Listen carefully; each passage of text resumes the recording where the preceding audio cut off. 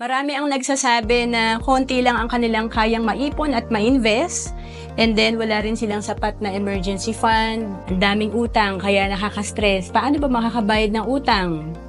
And of course, walang peace of mind kasi yung life insurance natin or healthcare usually benefit lang ng company. Wala tayong sarili. Paano pag tayo ay nag-resign? Wala na rin yung benefit natin ng mga ito.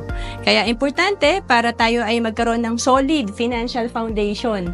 May sinasabi dito, pinakapundasyon natin ay ang cash flow. Ibig sabihin, dapat maganda cash flow natin para ma-build natin ng mabilis itong ating solid financial foundation. And ang cash flow, hindi yan income. Hindi yan palakihan lang ng income. Ibig sabihin, may i-consider tayong dalawa. Control natin itong expense at income. Ibig sabihin, kailangan yung expense mo, pababain mo yung gastos mo para tumaas ang cash flow mo. May disiplina dapat at